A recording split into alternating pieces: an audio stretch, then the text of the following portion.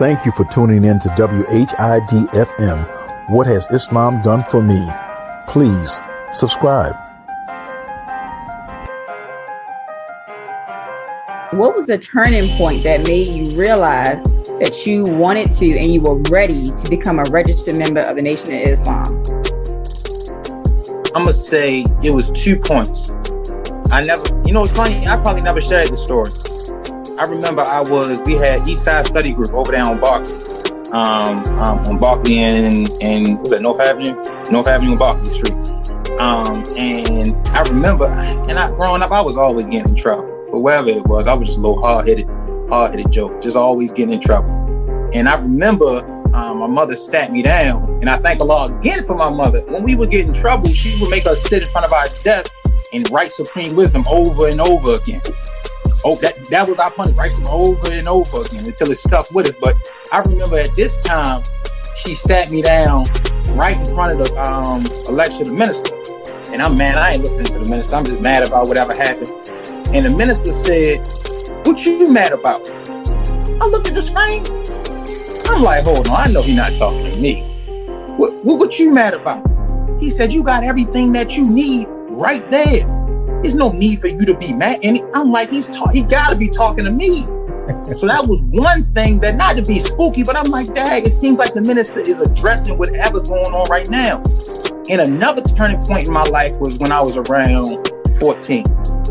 When I was around 14, around that time, the stuff that I was doing that I was getting in trouble for just became boring. Like I said, what are you doing? Like, why are you still getting in trouble for that? So I remember Brother Lyon, Brother I would always say, dang, what happened to Isaiah over the summer? Man, he stopped doing all this on his stuff that he was doing. What happened to Isaiah? And people would just keep complimenting me on the growth that I had. And I'm like, damn, I'm not forcing it. It just, all that other stuff I've just put away. So when I put it away, it was a turning point that I did want to start living a righteous life. But to become registered is another story. I would always, between when I was 14 and 16, I was in a class with 5 other brothers at School of Original Thought.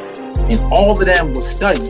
They're studying the Quran, one over here studying the actual facts. So even though I was brought up in Islam, it forced me to study because I don't want to look crazy, meaning I'm growing up in Islam and they know more than me, so I'm studying. So the minister had a believers meeting that night, and I was hyped. I'm hyped to go.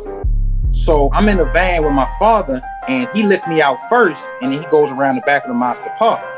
So I'm trying to walk into the mosque, and I never forget, Brother Damon was on the front door. And I'm trying to walk into the mosque, and Brother Damon looking at me smiling. I'm like, come on, Brother Damon, it's cold out here. I'm trying to go into the mosque. So Captain David pulled me to the side. He said, "How old are you, soldier?" I said, "I'm 16. He said, "You started writing your letter yet?" I said, "No, sir." He said, "Well, this is for processing and registered members only." I'm like, hold on. You mean to tell me a mosque that I've been coming to my whole life, you denied me access to? But of course, as a captain, I'm going to submit. So I go to the back of the mosque. I tell my father, I said, "Dad," he said, "I can't come in." "You can't come in?" My father was more shocked than me. He said, I haven't wrote my letter.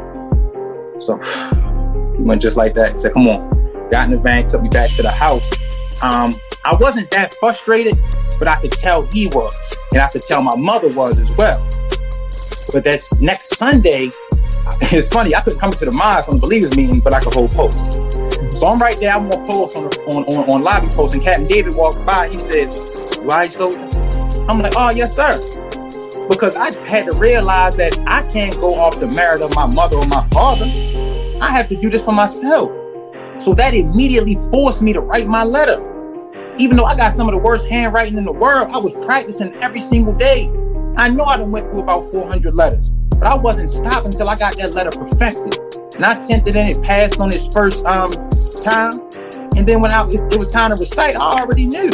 I could spit the actual facts. I could spit Supreme, so it wasn't no problem for me to do that, but Allah allowed that to happen to force me. Because that could have broke me, and I could have been, "I don't even want to come around no more. They ain't going to let me into the mosque. I ain't even going to come no more." That forced me to keep on going and accept this for myself and become myself. So I thank Allah for our student captain, Brother David.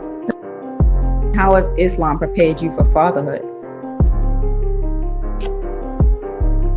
When you think about I mean, when you listen to the minister, and he spoke on every single topic ever. And when you listen to the minister growing up, I could relate to a lot of things, but two things I couldn't relate to before I was married, before I was a father, was marriage and fatherhood. But the things that I would hear him say, they still play back in my mind to this day. So not only listening to the Honorable Minister Louis Farrakhan speaking about fatherhood, but having a man in my life who exemplified fatherhood. To have a father who raised his children up, striving to raise them up in the right way. To have a father who didn't force Islam on us, like I said, but surrounded us around Islam. When you have a father who's been married faithfully to his wife for over 30 years, when you have a man like that in your life, that's a barometer or somebody that you weigh yourself up to. And you look to like, hey, my father wouldn't do that. Hey, my father wouldn't say that to my mother. Hey, my father wouldn't do that. So even if he don't know I'm watching. Even if he doesn't know I'm listening. So to have the Honorable Minister Louis Farrakhan, who's really been a father for all of us, but more in particular and specifically, my father, Brother Donald Muhammad, to have him as an example allows me and helps me as being a father. I ain't perfect in it, but I'm striving to get better every single day. In the Nation of Islam, I've watched you both, and I really admire you. Just seeing you both, you're like my younger brothers to me, and I see how the youth just gravitate to you both. They love you both with a passion. What is it that you think it is that just allows you to be able to connect with the youth so much? I would say, and Most Honorable Elijah Muhammad said, that you never have to condemn a people. All you got to do is sit a dirty glass near a clean glass and let them make the decision. And every time they'll pick that clean glass.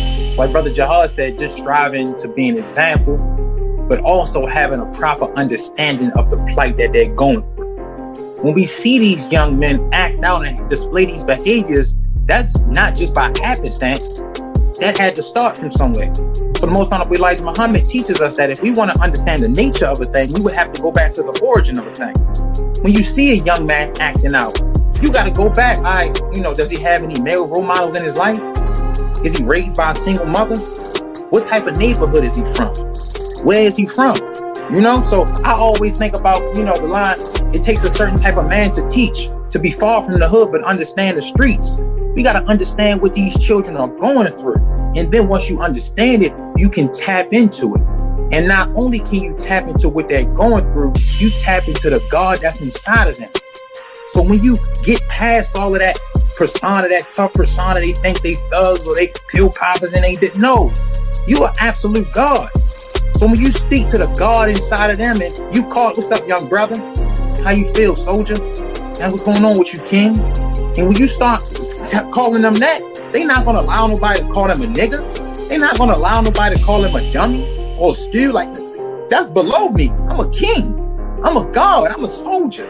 So when you display that and let them know who they are and then strive to be an example of what they can be and what they're striving to be and what we're striving to be, they have no choice but to gravitate because opposites attract. So like same thing, it's nothing I'm doing. I didn't write the book. I didn't write the script. I'm just striving to follow. So it's nothing that I did or am doing.